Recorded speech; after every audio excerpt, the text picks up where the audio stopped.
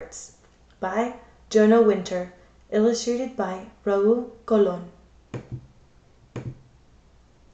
On an island called Puerto Rico, where baseball players are as plentiful as tropical flowers in a rainforest, there was a boy who had very little but a fever to play and win at baseball. He had no money for a baseball bat, so he made one from a guava tree branch. His first glove he also made from the cloth of a coffee bean sack. His first baseball field was muddy and crowded with palm trees. For batting practice he used empty soup cans and hit them farther than anyone else. Soup cans turned into softballs, softballs turned into baseballs. Little league turned into minor league, turned into winter league, professional baseball in Puerto Rico. He played so well he received an invitation to play in the major leagues in America. What an honor! But the young man was sent to a steel mill town called Pittsburgh, Pennsylvania, where his new team, the Pittsburgh Pirates, was in last place. Now, this was something very strange, being on a losing team. For the young Puerto Rican, everything was strange. Instead of palm trees, he saw smokestacks. Instead of Spanish, he heard English. Instead of being somebody, he was nobody. His first time at bat, he heard the announcer stumble through his Spanish name, Robert, Clemente. It echoed in the nearby stands, near empty stands. Roberto Clemente was his name, and this is pronounced Roberto Clemente. As if to introduce himself, Roberto smacked the very first pitch.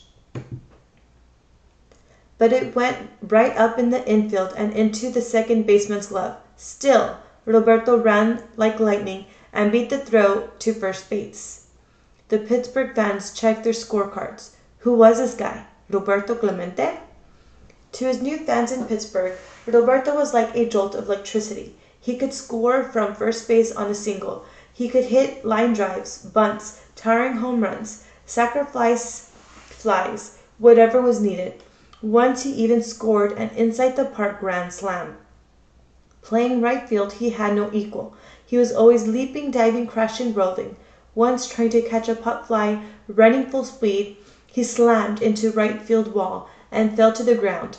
At last, slowly, he lifted his glove. The ball was inside.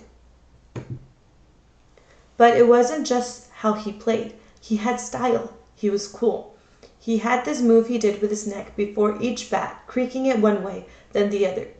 Soon kids who wanted to be just like Roberto were doing it too, twisting their necks this way and that. Roberto did it to ease the pain he felt from playing his heart out in every game. If you don't try as hard as you can, he said, you're wasting your life. Roberto tried so hard. He helped the last place Pirates make it all the way to the World Series where they beat the mighty New York Yankees. After the series, down in the streets of Pittsburgh, Roberto walked among his fans, who were so busy celebrating they didn't even notice him. That didn't bother Roberto.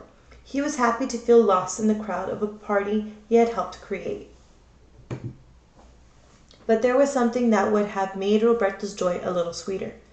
As much as fans loved him, the newspaper writers did not. When Roberto was in such pain he couldn't play, they called him lazy.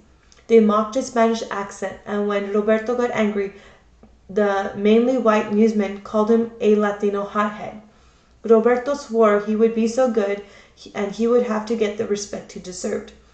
He would become the greatest all-around baseball player there ever was. At home, that Christmas, Roberto went back to the same muddy field he'd played on as a boy. In his pocket was a bag full of bottle caps that he emptied into the hands of some kids.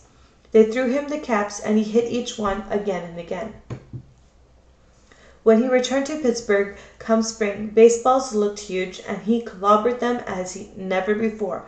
That season he hit .351, the highest batting average in the National League. And he still did not get the credit he deserved for being so great.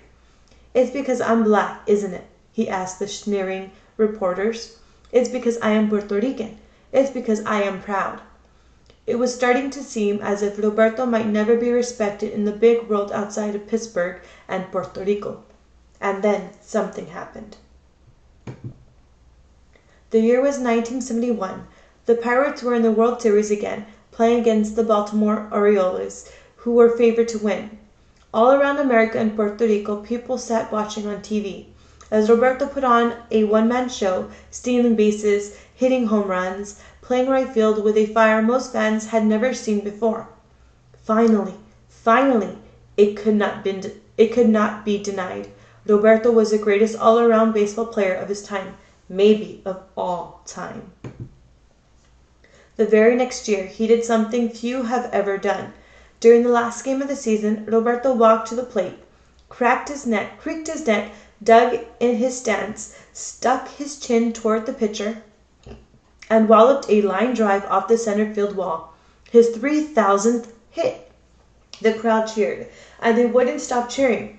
For many minutes, the players stopped playing, and Roberto stood on second base, amazed. How far he had come. And yet, when the season was over, the hero returned to the place where his story began, to the land of muddy fields and soup cans and bottle caps, to his homeland of Puerto Rico, where he was worshipped. But did he sit around and polish his trophies? No. That rainy New Year's Eve, Roberto sat in the San Juan airport and waited for mechanics to fix the tired old airplane that would take him to Central America. There had been a terrible earthquake, and he wanted to help the victims. The plane would carry food and supplies that Roberto paid for. Right before midnight, he boarded. The rain was really coming down. One of the propellers buzzed loudly. As the plane took off, the engines failed, and the plane fell into the ocean. Just like that, it was over. Roberto was gone. How could his story end this way, so suddenly and with such sadness? The story doesn't end here. When someone like Roberto dies, his spirit lives on in the hearts of all he touched. And Roberto's spirit is still growing. It grows in the bats and gloves and arms and legs of all the Latino baseball players who have flooded into the major leagues. His spirit grows in the charities he started for the poor people in Puerto Rico. And his spirit is still growing in Pittsburgh, where people who saw him play tell their children and grandchildren of how he used to sparkle, running, diving, firing game-saving throws from deep right field all the way to home plate, smack, right into the catcher's glove. The end.